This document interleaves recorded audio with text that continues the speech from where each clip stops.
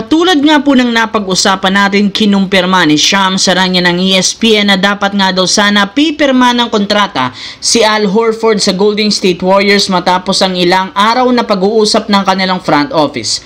Ngunit sa kasamaang palad, kahit anong kumbinsi, hindi pa rin niya ito ginawa hanggang sa ngayon, kaya nananatili pa rin siyang isang free agent. Ibig sabihin, ayaw talaga ni Al Horford na maglaro sa Golden State kahit man magkaroon siya dito ng malaking oportunidad na magkampiyon kung sakali man. Kaya no choice ang Golden State na maghanap ng bagong sentro na ipapapalit sa kanya. And since nagkakaubusan na ng magagaling na big man sa free agency, mahihirapan nga sila ditong makakuha ng ipangpapalit. Kaya posibleng ikonsidera ng team ang ideya na kunin ang veteran big man na si DeAndre Jordan, na isa pa rin namang free agent matapos siyang hindi pabalikin ng Denver Nuggets ngayong off-season. Sa kabila ng edad nito, posible pa rin magkaroon siya ng malaking impact sa kanilang kupunan. Samantala, ibinulgar ng Los Angeles Lakers, wala talaga silang balak na i-trade ang superstar na si LeBron James ngayong off-season, kaya mukhang mananatili pa rin ito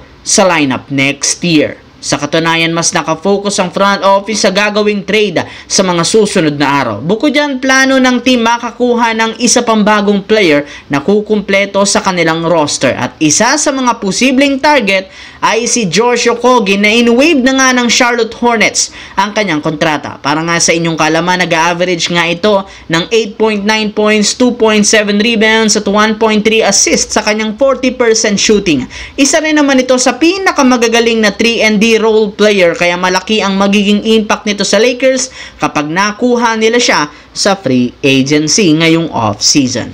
Sa kabilang banda, kung inyo nga pong matatandaan mga idol, simula nga po nang magtamo si Victor Oladipo ng malalang injury taong 2023 sa Miami Heat, hindi pa nga siya nakakabalik hanggang sa ngayon. At kahit man matagal siyang pinayagan na makapaglaro sa court, wala nang ang teams ang kumukuha sa kanyang serbisyo. Pero sa kabila niyan, hindi pa rin ito naging hadlang para tumigil sa paglalaro sa kanyang pangarap na makabalik muli sa NBA. In fact, base sa pinakahuling nilabas na balita ng ESPN, umattend si Victor Oladipo sa ginanap na workout sa Las Vegas noong nakaraan, kung saan maraming mga NBA teams at European teams ang nanood dito. Bali, naglaro lang naman dito si Oladipo ng 5-on-5 full court group workout at maraming na-impress sa kanyang performance. Kaya hindi malabo na makakuha siya ng kontrata either sa isang kupunan sa NBA, kung hindi naman sa isang kupunan na naglalaro sa European League.